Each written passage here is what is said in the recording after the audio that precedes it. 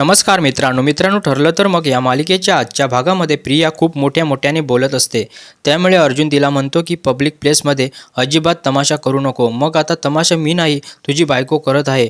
अगोदर सुद्धा ती ऑफिसमध्ये आली आणि आता तर इकडे अलिबागला येऊन पोहोचली. अरे सर्वांसमोर तुझी लाज काढायची तिने ठरवलीच आहे. तेव्हा अर्जुन देखील म्हणतो ती अशीच आहे तुला माहीत आहे ना. तेव्हा आता सायलीला खूपच राग येतो. ती रागातच त्याच्याकडे पाहू लागते. मग अर्जुन इशारा करून सांगतो की प्रियासमोर मी हे बोलतो.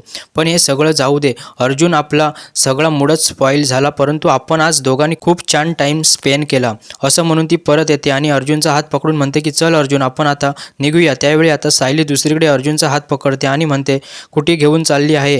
ते माझ्याबरोबर आमच्या घरी आता येणार आहेत. तू उगीच यांच्यावर हक्क दाखवू नकोस प्रिया असं म्हणून सायली तिला सर्वांसमोर झापते. मग आता प्रियाला देखील राग येतो. ती म्हणते की तन्वी माझं नाव प्रिया नाही, तन्वी किल्लेदार आहे.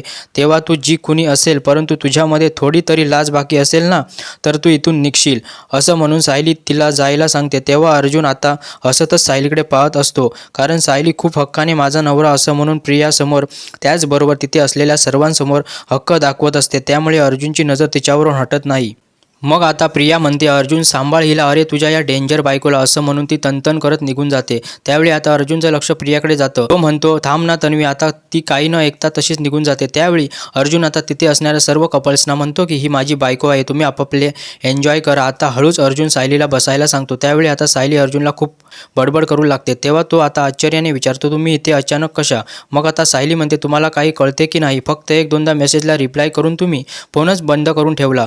नाही ते विचार माझ्या मनात येत होते. तुम्ही विसरलात का साक्षी आणि प्रियाची अजूनही घट्ट मैत्री आहे. तुम्हाला एकट्याला गाठून काही केलं असतं तर. त्यावेळी ते असे विचार तुमच्या डोक्यात येतात तरी कुठून, अर्जुन विचारतो. त्यानंतर ती टेबलावर पाहते तर तिथे वाईन असते. त्यामुळे सायली आता रागातच म्हणते तुमची तर जोरात पार्टी चालू होती म्हणायचं. म्हणजे तुम्हाला जर प्रियाकडून सत्य काढून घ्यायचं झालं असतं तर तुम्ही पनवेलमध्ये सुद्धा ते काम करू शकला असता. परंतु तुम्हाला आता प्रिया म्हणते तसं खरोखरच माझा कंटाळा आला आहे ना, म्हणून तुम्ही तिच्याबरोबर टाईम स्पेंड करण्यासाठी आला आहात बरोबर ना. त्यावेळी अर्जुन म्हणतो आता हे काय नवीन, मग आता हे काय आहे पार्टी वगैरे. अर्जुन म्हणतो असे काही नाही. मग आता सायली म्हणते मग कसं आहे.